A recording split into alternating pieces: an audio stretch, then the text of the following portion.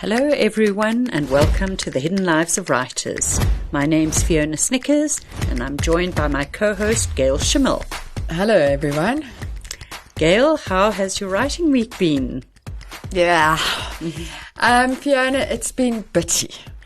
I've had funny little odd things to do. I'm at the very early stages of a group project and it was my turn to write a bit in that. So I wrote that, so that at least made me feel productive. And I'm doing something I haven't done for ages. I've given up, that wonderful morning routine that I completely committed myself to, given up on that. And I'm writing in the afternoons again, which is something I haven't done for a very, very, very long time. So it's interesting and I'm just doing the best I can. I'm writing, if I touch the work in a day, I'm seeing that as good. So it's almost like I'm trying to get back into a regular routine and struggling. It's bitty is the best word I can apply. Do you have better news on this front? Well, not exactly, because this last week I found myself doing something I haven't done in years, which was to cut a substantial number of words that I had written off a manuscript, gone forever. So I had produced maybe over the course of a month, I'd produced about 6,000 words, and I hacked off 2,000 and ended up with 4,000 usable words.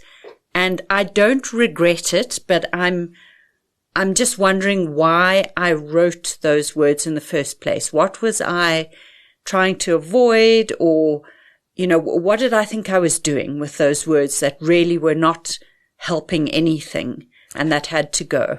I know it is a part of a lot of writers' process that they do write too many words and hack them off. I am too lazy to do that. My superpower is my laziness, and I don't write words that I have to throw away because it would kill me.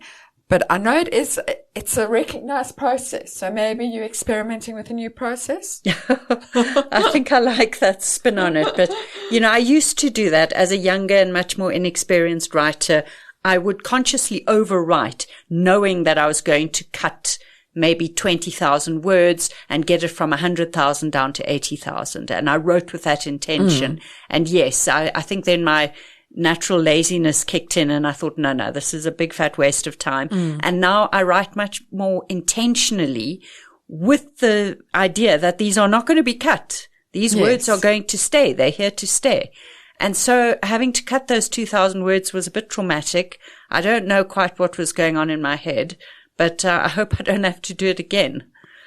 It's interesting how, we've both written a lot, and you would think we'd know what we're doing by now. You'd think, yes. So if you're writing your first book and you feel like you don't know what you're doing, first of all, don't panic. That's normal. But second of all, don't think that's going to change. You can be on your 20th book and not know what you're doing. Oh, dear. Well, our guest today is someone who has written about a woman in very unusual circumstances, and I'm looking forward to hearing what she has to say. Our guest today is Lynn Joffe. Lynn was born in London, but now lives in South Africa. Lynn is the author of The Gospel According to Wanda B. Lazarus, which she completed in fulfillment of her M.A. in creative writing, which was awarded with distinction. She's also the author of a book for children with Adam Howard, and that book is called The Tale of Stingray Charles. Lynn has been a judge of a major literary prize, and we are very pleased to have her in studio with us. Hi, Lynn, and welcome. Hi. Honored to be here. Lynn, tell us, how has your writing week been? My writing week has improved, let's say. Okay, when I was writing for Wanda, I had a strict daily routine that I wrote before I did anything else. I went back to my nook, which is my room of my own, which is only a writing room. It's like a sacred space I only found in 2016 when I was writing for the MA. I can write anywhere, but my commitment, my sacredness, my none in the writing is in the nook. And in February, after 2 years of grieving, I went to the nook and I began to write for 2 hours a day. That's about kind of one Conrad, they call it, 800 words. That's all Conrad did. It's good enough for him, good enough for me. And started to gather again to re-establish the fragments before Wanda, which were other projects that were put down because of Wanda and then after my sister passed away, when I couldn't write at all, so I thought. So my writing week has been it's almost like losing a part of yourself, losing a part of your mind, your soul, your brain. There were tiny little specks coming out of the scorched earth of the suffering that I've been through my sister. And so I've come back. I don't even know if I can write in anyone's voice but Wanda's voice, which is quite spooky. Mm-hmm. But I've got differing points of view in a thematic that I developed quite a long time ago. And I've got different characters' points of view about this event, including the 9-year-old me, who's now Lindy Lou on paper, who went through an experience of basically a comedian who suicided in our home in Australia when I was 9. Wow. The voice of the dead comedian, where I found the opening line. Can I say it? If you. Nobody was more surprised than I was when I woke up dead. And I looked at it and I thought, oh, who wrote this? Oh, I wrote this. and so I'm being kind of lured back into the creative space, but it has to be disciplined. It has to be first thing. And if I'm sidelined by anything, cat food, a cup of coffee, it's the most impossible thing to go into. So, and also I must just say, Fiona, I remember you telling me long ago, and I've seen it, that you write different genres at the same time. And when you told me that, I was like, how do you do that? I concentrated on this Wanda book for so long that now that I'm kind of post Wanda and a little bit post morning, I've got 3 projects on the go. and it's like, I'm terrified and think, but Fiona's done it. And in a way, there's a kind of relief in being able to move to different projects. Mm-hmm. So my writing week has begun to flourish again. And it's a very private and secret thing. So I don't know why I'm telling you. It was very private and secret until this minute, and now everybody knows about it.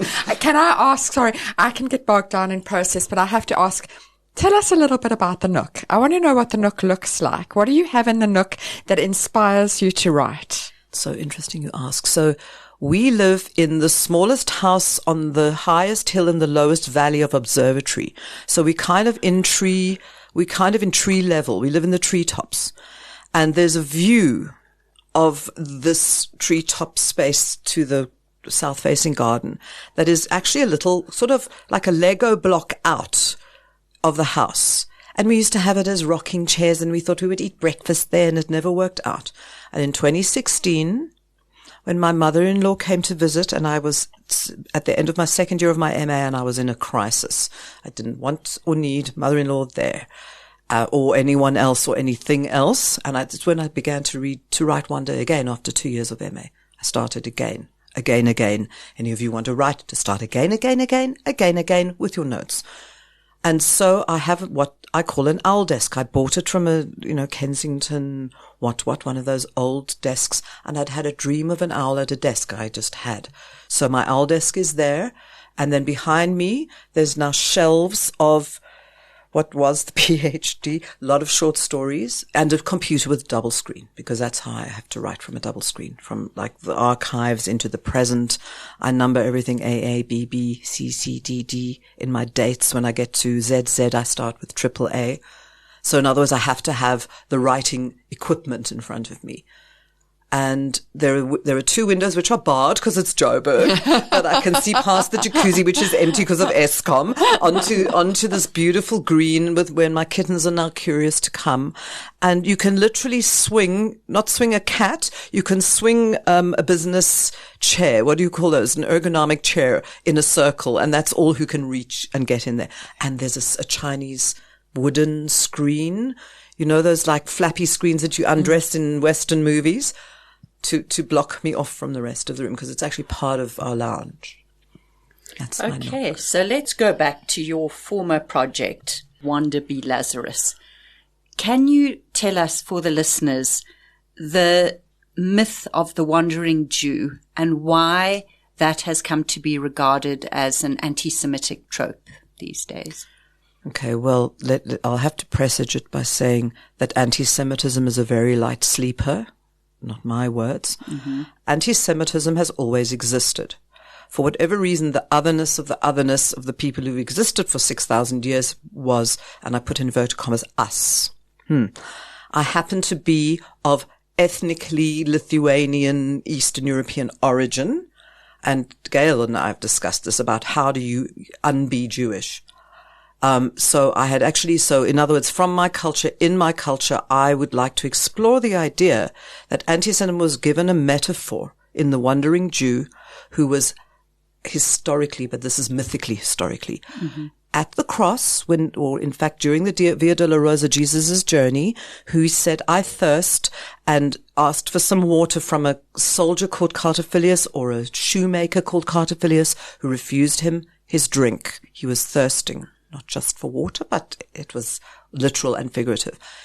The shoemaker or the soldier refused Jesus this drink. In my book, I obviously take the piss out of that. But because of that, it is alleged that Jesus cursed this man to wander forever while he would return. Okay, which is also very philosophical and very spiritual. This seems to be the proof or the evidence that's been rear-engineered into the Bible that apart from having killed Jesus myself, which I was accused of at 7, is also the Jewish people's involvement in the crucifixion of Jesus, which I have very deep feelings about, but I wanted to explore it in the most light-hearted way. So then I found that Roger of Wendover, aka Bendover, was a monk in St. Albans in the Middle Ages who wrote the myth of the Wandering Jew, or the fact of the Wandering Jew, into his Historia Flororium type thing. And there was Matthew, there were a whole lot of them, who kind of I do feel, rabbi, has been rear-engineered into the Bible to remove the women, to remove the Shekinah, to remove the feminine. And so kind of with that feminist take on the Wandering Jew, who was a hook-nosed, smelly wanderer, who had no shadow, who was given kind of tithings of the crop, and what was seen all over Europe, and particularly in the Middle Ages, was spotted. And then you get the whole thing of the wells that we poisoned, the babies that we ate for matzah, the money that we apparently own. So in other words, antisemitism and almost philo-Semitism too. And I wanted to explore it. So I found that the Wandering Jew, and there's beautiful, drawings by Doré and of bearded, smelly, hook-nosed men. I thought, well, what if the Wandering Jew was a woman? And not just any woman. A foul-mouthed, sexually charged picara who wanders through the ages at the behest of the muses of antiquity in her quest to become the 10th muse. So that might sound like a smash-up, but it was like taking the Greek mythology of the Hercules from a female's point of view or feminine point of view, and the Wandering Jew myth, which if you know, if you don't, you'll find out. Because everywhere Wanda went, that accusation, and then of course add to it that she's a woman, add to it that she has sovereignty over herself to a degree, because I think sex and women, I love the sex scenes. She wrote the sex scenes. I didn't even write them, because that is a woman's, so it was very much getting into the, prejudice against my kind, if you like. But then if you read it as a piece of feminism, it's happened to us forever and ever. So the Wandering Jew is a myth actually created by monks in the Middle Ages and rear-engineered back to the Bible to prove that the Jews killed Jesus and we were not worth living in fact, we were not worth dying. Because being immortal is also a very interesting concept. And I wanted to explore the idea that my character was immortal because she was accidentally cursed by Rav Yossi, who's my Jesus, at a time where he needed a drink, but the chalice was poisoned and she couldn't give him the drink. So there's an absolute, everything is ironic in a way. But the idea of it, especially now that, anti-Semitism has kind of raised its head again, I think that the book has kind of more resonance now than it maybe did 4 years ago. I'm very interested in the way ideas arrive, and I'm just listening to you to talk about it's such a multi-layered idea and got so many different pieces, and then in the book becomes, so different times. But did it arrive in little pieces, or did it arrive like an egg? I wish. Did you go, oh, here's a great idea, or did it come together slowly, pulling those pieces together? Thank you for the question. That is so interesting. I first had the concept, in a way, about the Wandering Jew as a woman. That was the big idea, if you want to call it that. That was the major idea. Then I found out, before there was any character in my brain, I was going to do memoir. No, darling. I was going to write all about my apartheid childhood, which is interesting to a degree.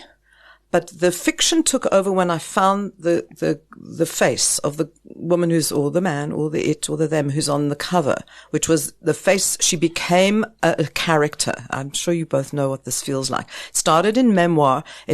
I found something that was like if you want, it wasn't an egg, it was a fragment of an egg, and went, actually, what about if it's a me who's she, not Lynn? And in fact, my MA, reflective essay was written by Wanda, because you've got to put a proposal and you've got to write the work, then you've got to say what you've written. And Wanda wrote it. It was rejected for being too creative. And wasn't quite academic enough. But in a way, the magic of it, or the mystery of it, is when you get engaged in a character who takes the writer to places the writer's never been. I couldn't have written this book had I not had the life experiences. No, I have never been drowned in the Neva as an avatar of Rasputin, but I can tell you that sleeping in a car in Canada in the early 80s with my husband round, the tire in the back was kind of similar. So I think that the egg, I think it's a flow rather than an egg. I think it's a thread. Life experience to me really matters.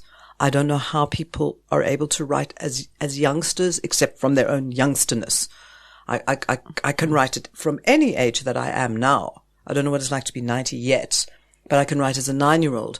In fact, Wanda's voice, this was the first Easter egg.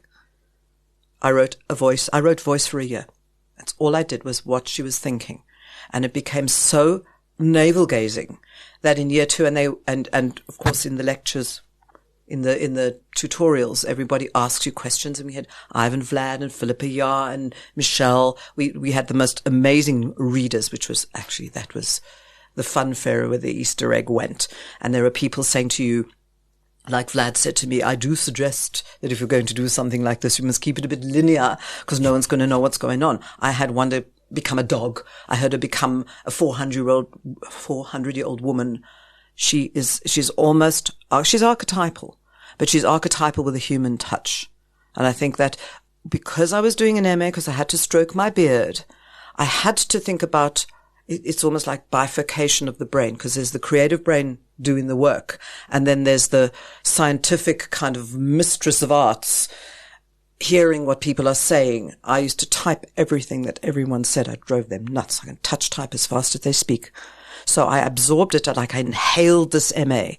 I wish I could find that again, because it was an obligation which is driven from me intrinsically, but it's nice to have a deadline. Yes, I wanted to ask about that. This process of being supervised, of being guided through your manuscript, and also having these implied deadlines, which are perhaps a bit flexible. Was it helpful?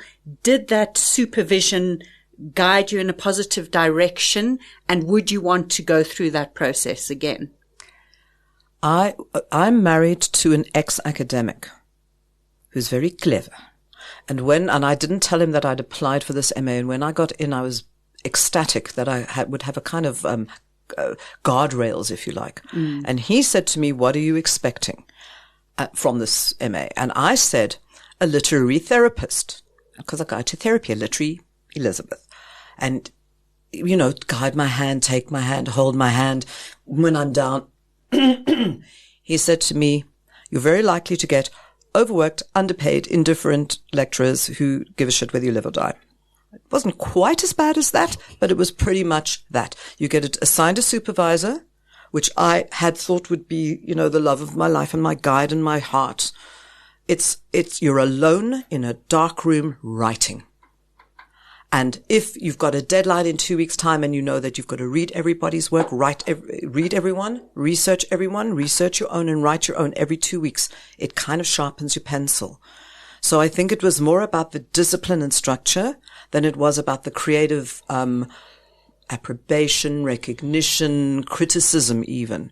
But it was very good to have high minds, see the work, and the enthusiasm and passion. The late Mark Burr came in the end of our first year, and he set the place on fire. He used to talk about the writer in the third person. So, me. And his thing, he said to me, this is stellar and la la la, but where's the backstory? I want 200 pages. He didn't say do it.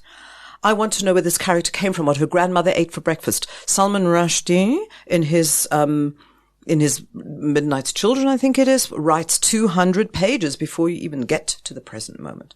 So there were ideas put to me. They were put it to me, like in a legal counsel. Put it to me that this is a picaresque novel, which I didn't know, which apparently it is.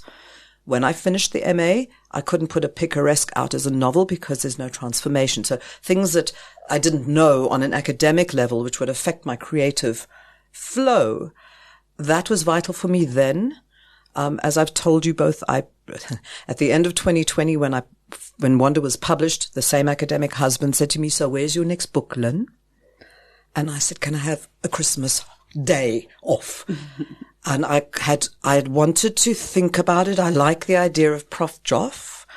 I like the guardrails as well. And I pitched to the University of Pretoria and was accepted on the basis of the work for Wanda.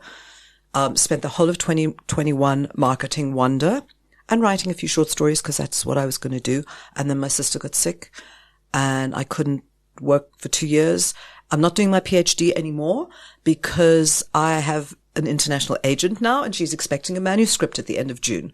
And I think that just in terms of my age, and not because of my age, but because I'm a very mature writer and I've only got about another 30 years to live, what is it that I really want to be doing? And that is writing. So the answer to, I think that the MAs, PhDs are great, but if you're not writing, there's no PhD on earth that's going to get you a book written, finished, recognized, published, awarded. Lynn, I think that's actually quite profound advice, because I think a lot of people, and I'm often tempted into this thinking myself, use that energy that they should be using to write a book, to do an academic thing, to do another degree, to add some more letters to their name. And actually, you need, listeners, to sit down and write your book. If I had one meme of advice for anyone, and I do this all the time because it's so profound and I'm sure you know it, and it's from Uncle Ernest Hemingway, who says there's nothing at all to writing. Just sit down at the typewriter and bleed. But if you're doing your magnum opus that is going to change the world and you've sent it to 60 publishers and they've all said no, maybe you should be writing another book. And I mean, can we talk about procrastination? Because I think that that's a huge issue for a lot of people, but it's a wrong word. Is it fear? Is it fear of self?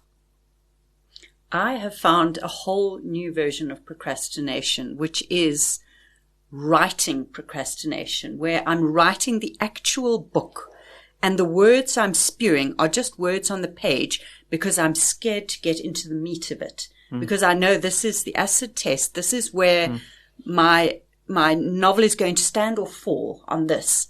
And so I just write around it and I babble and I, just add words to the page and 300 words done. That's me done for the day.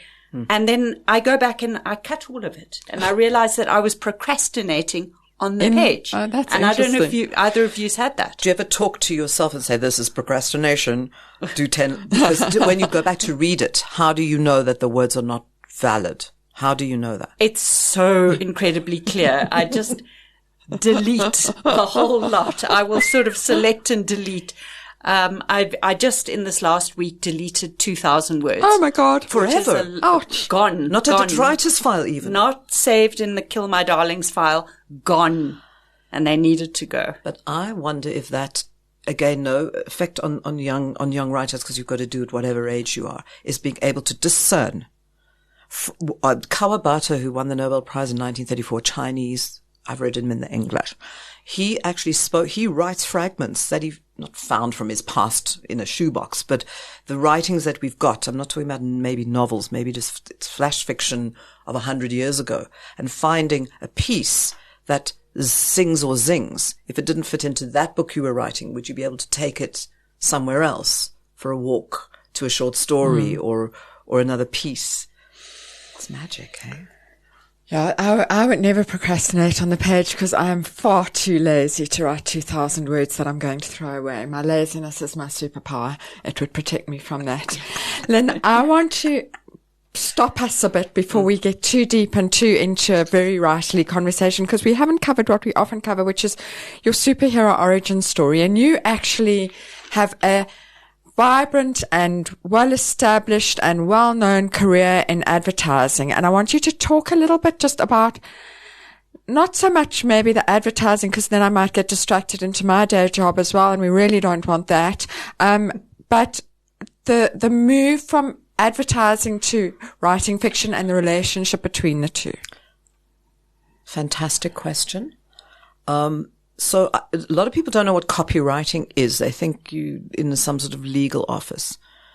When I was a newlywed 20-year-old, and I'd done a secretarial course, and I had no idea what I wanted to do other than be Laurence Olivier's little sister or a queen. I mean, I was very immature, and I got married very young, and I was forced to do a secretarial course just like my mother, which, by the way, has served me very well over the years.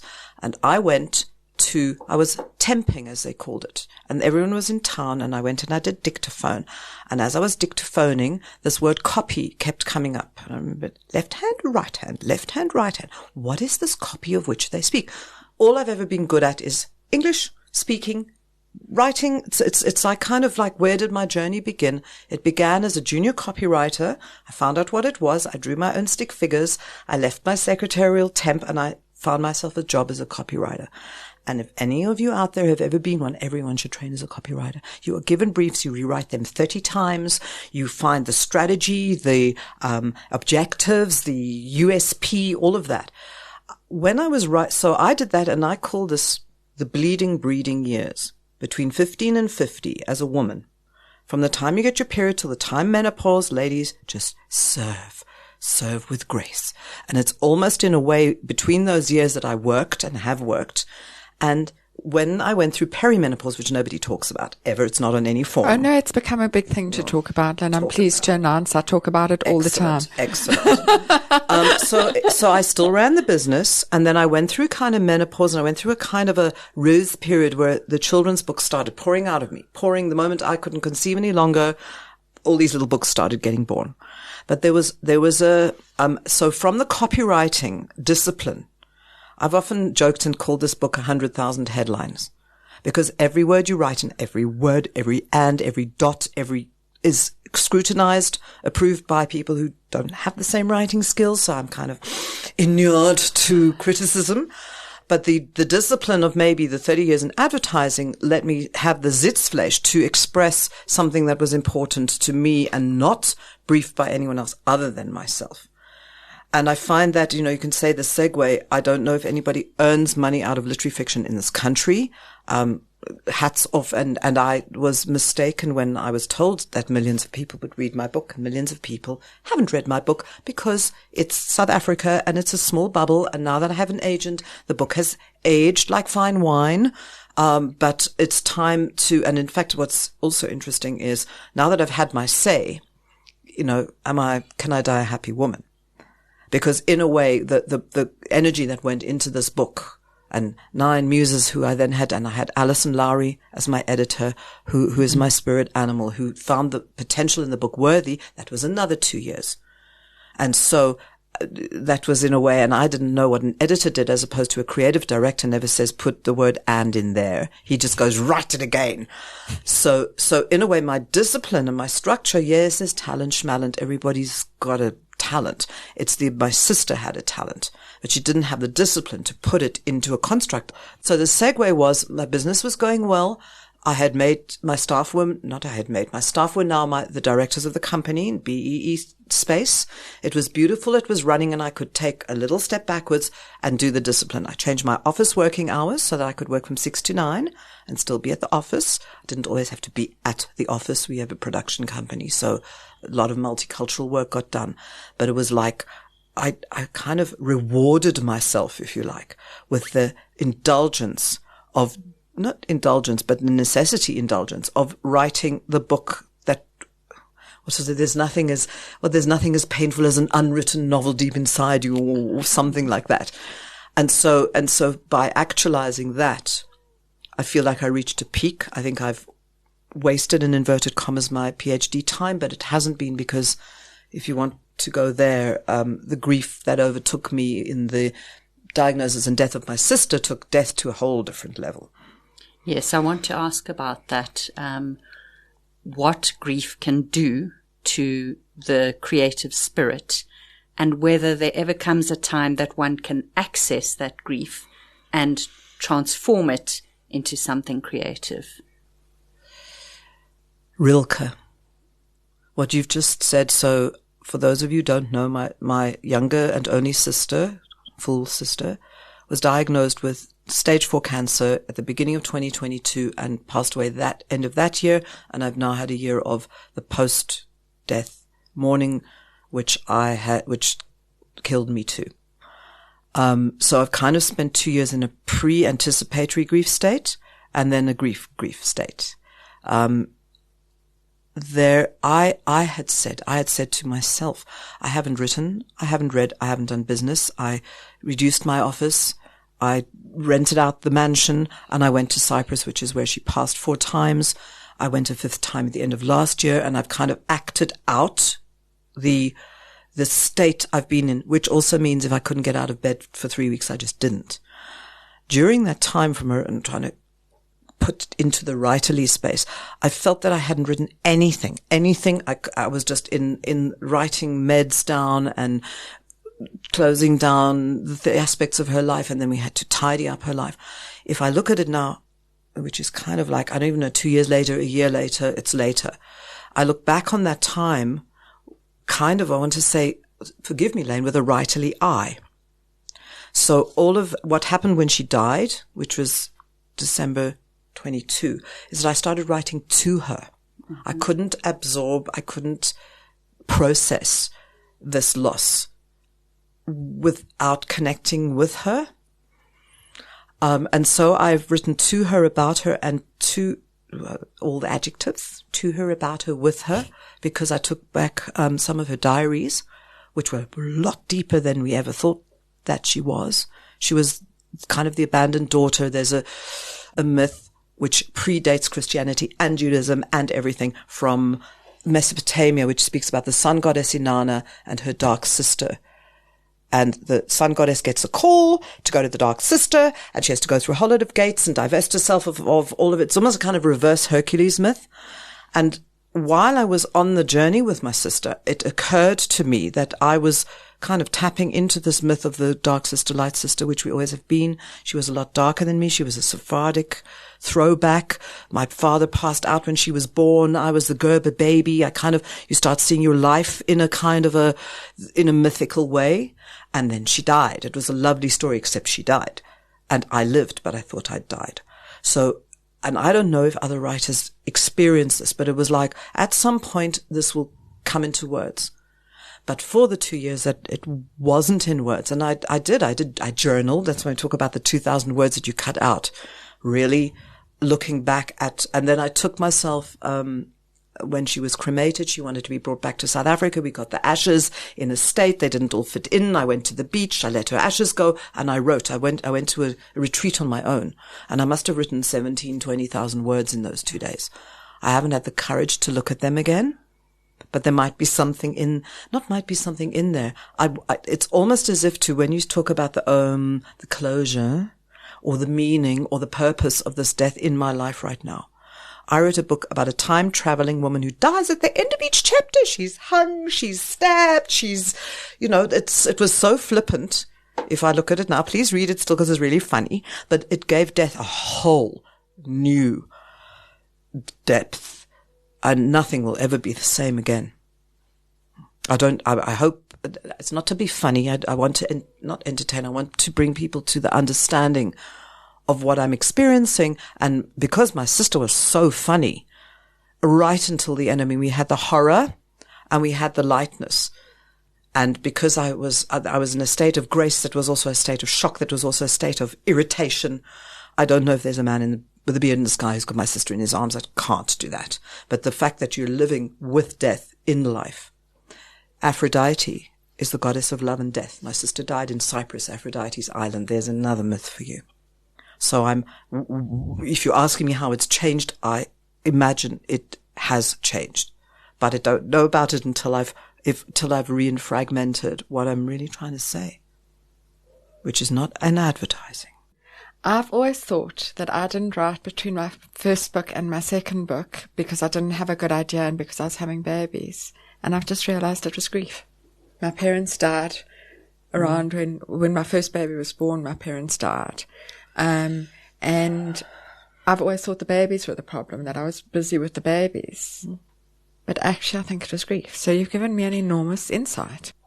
Of all of the cliches I've been given about death, and Kubler-Ross, and I've read a lot, and my psychotherapist, the one writer who has helped me, literally helped me, is Rainer Maria Rilke. And there's a collection of his condolence letters, I'll find the name, where he writes to people who have lost a dog, a mother, a father, and he speaks about the necessity to bring that death back, not the death back to life, but to live in a sense of purpose within that death. Not in spite of, but because of. And if I would do the memoir to my sister now, I'd probably put a Rilke sort of headline on each one, because there's something so deeper. He says the same thing over and over again, but it's written. You've got to unpack it and unpick it. And that's what, I mean, when I see these love is only chatter friends, all that matter, I can't with the poetry. But when something resonates with me, I am changed and I don't know how. Lynn, I want to talk to you about this idea of memoir. Because you've kind of implied that you wouldn't write a memoir, but having followed you on social media, where you give us little tantalizing glimpses of a very interesting childhood and perhaps a lot of childhood trauma, but you only give us little glimpses, I would be very intrigued to read your memoir. Is it not a place you would consider going? On your desk, 8 a.m. Monday morning. So I'm very interested in the crossover or the of what actually really happened and where my imagination can take it. So maybe I had to be more mature to do that, but I saw your comment and I thought, give me a brief. But and also now because my sister has died and there's a memoir in the offing, I don't know, that could be fictionalized. And then I think of what Anne Lamott says, which is if you're going to write about people, give them very small genitalia, which did work with Wanda. I wrote a book which is based on the picaresque, who is a careless, devil-may-care character who wanders through events, never learning, never growing, never transcending. Very much based on the character of my sister Lane, which is very much who I am, but maybe with a little bit of extra self-esteem, perhaps. If I then go into the character mindset of my sister, which is devil may care, there's a lot of things that went on in her life. There's a Jewish phrase, Kol isha erva, the voice of the woman is inappropriate, which is actually also rear-engineered back to the Torah and Song of Solomon. So I am segueing, but in a way, everything I write is about the voice of the woman is inappropriate. I've discovered my mother's songs about I stand at the crossroads from her teenagehood, and my mother's teenagehood and my mother's teenagehood, and I've been told don't write an epic about South Africa. So if I was 30 and I had 16 books to write, they may come out. I want to pivot for a moment because there's something I want to ask you that I really think you can add value to our listeners with. Now, on the back of The Gospel According to Wanda B. Lazarus is a shout from Stephen Fry. And I asked your publisher, how did this happen? And she told me Lynn asked him, and he did it. That's exactly right. So I want to talk about how it's not enough just to have written a book. You have to promote it, especially in the modern space today when publicity budgets have been slashed and you can bring out a book and it can die a quiet death, and then you bring out the next one, it also dies a quiet death, and you have not allowed your book to die any kind of a death. You have kept it green and in everyone's minds. So can you talk to us about that process? I have one word for you all. Chutzpah. Chutzpah isn't just cheekiness. It's not just forwardness. Remember that I'm a copywriter. Okay. And I've also was told, and I'm also only 3 because I've only been published for 3 years. So I'm an actual 3-year-old in the body of an old, wrinkly white chick. There is nothing wrong with asking. They call it usually, when you finished a book, whether it's your agent, having your nails done. I've got friends who say, someone must do it for me. You can do it for yourself. What I had a website prepared. I sent him my examiner reports, which were very glowing. I knew that he was on the level, if you like. It was kind of within that kind of South African Monty Python, transgressive humor that he would like. So he was my ideal reader, actually, if I think about it. But what I had ready for him was the backup of that. So I sent him a chapter of the novel, which was on the little website. And then I found a way of getting him the book. Not everybody will do this, and Stephen is very generous. In fact, he's been accused of being on the blurb of everyone now. But I wrote that pitch email that I wrote took me about 5 days, and I'm a fast copywriter because I didn't want to fangirl. I didn't want to schmooze him. I didn't want to pick him up. And then I wrote to one of my publisher, editor people. I said, oh my God, I've got Stephen Fry's number. And she said, well, if he doesn't give you a shout, just put it down to his laconic British personality. And I went, I didn't even think of that. So I said, if you like what you've seen, a lovely little quote would be lovely. And within 10 hours, I had a response. Amazing. And I have used that with great grace. So, you begin to find out what's real and what isn't. An agent is called death by optimism. I'm okay with that because how did I find my agent? I went on an online conference. We got put into breakout rooms. I had my spiel ready.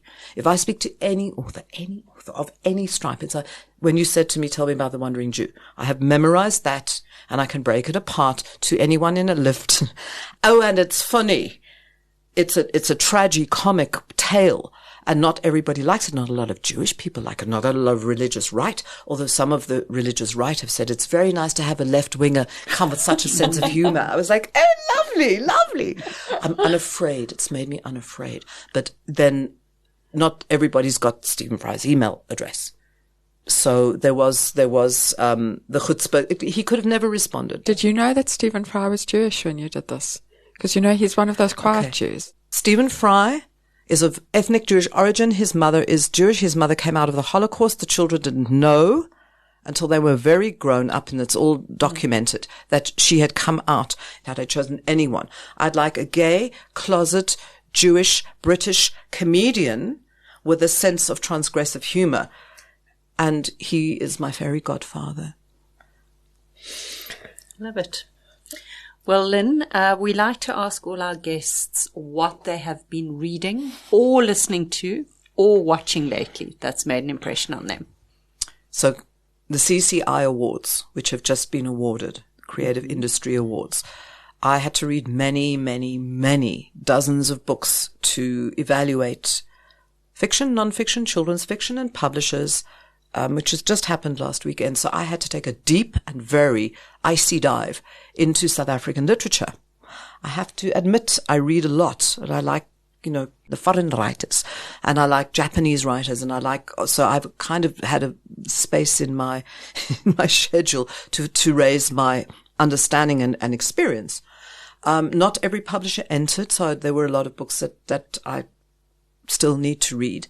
But the standard of South African fiction is very high. It's very diverse. And Vernon Head's book was the one that we chose to win. And they've now asked me for a blurb, so I'm going to have to write a proper review.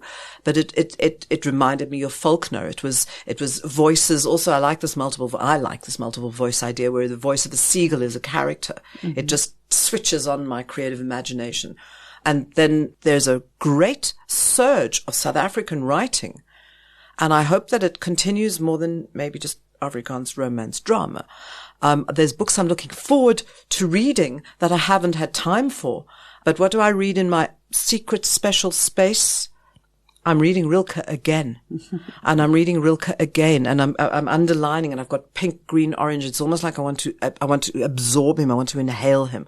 And I'm not a great poetry reader, but this prose is doing it for me. Fantastic. Well, we hope that everybody buys The Gospel According to Wanda B. Lazarus, which I still see in bookstores everywhere, so it's still in print.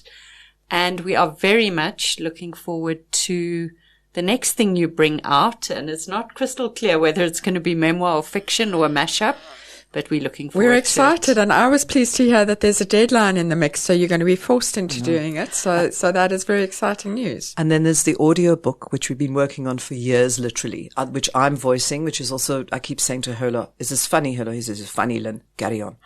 So that's in the offing, but then again, a good book is forever, like diamonds are forever. Thank you so much. Could talk for hours. I have to just say, I wish that the listeners could also have watched Lynn through this, yes. Because then your expressions have added so much to this experience and to the layers of your communication, and I've just enjoyed myself so much. So thank you very much. It's like a kindred spiritness. The three witches of East Wits. Thank you, Lynn. Gail, I think Lynn is an example to all of us on how to be an effective writer and an effective marketer of your own books. I was fascinated. She has an energy about her that is extraordinary. And I found that such an interesting discussion and so many levels of discussion. I took quite a lot out of that. Tell us in particular, what did you get from it? So I took a lot of things, but I think the thing that resonated with me the most is her talking about that the difference between a person who has talent, and I think she was talking about her sister, and she said her sister was immensely talented, but didn't have that drive, that determination. Yes. I'm endlessly fascinated by that difference. What is it that a lot of people have a book in their head? What is the difference? Why have I been able to sit down and write a book? And I do think it does come down to that there is a certain determination that some people have and some people don't have. And I'm interested in that. And it's a thing you wish you could bottle and give to a person and say, here, just drink a little bit of this, and then you'll get your book out too. Well, the magic potion that Lynn has in spades that I do not have is the ability to promote my own work. And it has really taken her far, and she has built her writing career, from ground zero into something very interesting. I mean, she's now a judge for this major literary award, and she made that all happen for herself. I wish I could bottle that and take that potion for myself, because I just feel such reticence. There are times when I have to do it. I can't avoid it. Like something new's come out. I've got to talk about it, but I just feel so reluctant to do it. In fact, I feel reluctant to engage on social media at all at the moment, even just personal stuff. And I'm struggling with it. I don't know how to get over it. Do you think the difference is that you and I know we both are introverts at the end of the day, and it's hard when you're an introvert to put yourself out there in such a considered manner. It's hard to make yourself into a brand.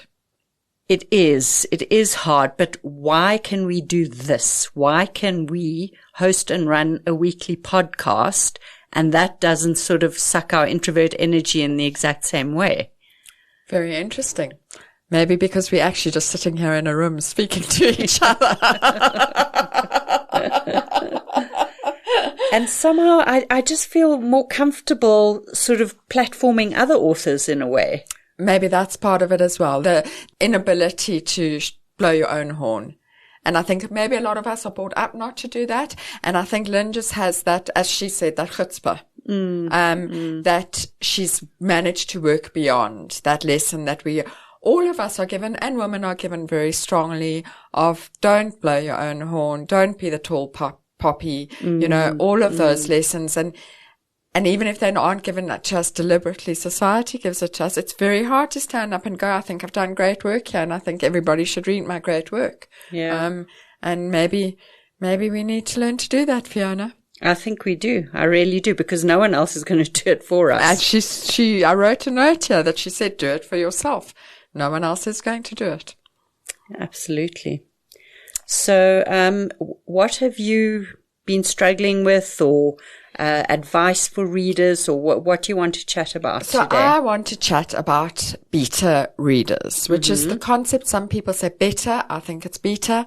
It's the concept of having readers who read your book, the first draft of your book, as I understand it, because I don't do it. So I only have a theoretical understanding of it. That you have a trusted group who then you give the book to, and they give you initial feedback. I've done it with one book. And I'm interested to know whether you do it, and I'm interested to know if you find it useful or confusing. I've done it formally once for one of my self-published Kindle books, where I had this tribe of readers who had responded very well to the first in the series and then responded badly to the second. And it was so derailing to me. I could see that their response was a very sort of personal glitch with the material, and that therefore I wasn't to take too seriously what they were saying. But it also undermined my confidence so much that I never did it again.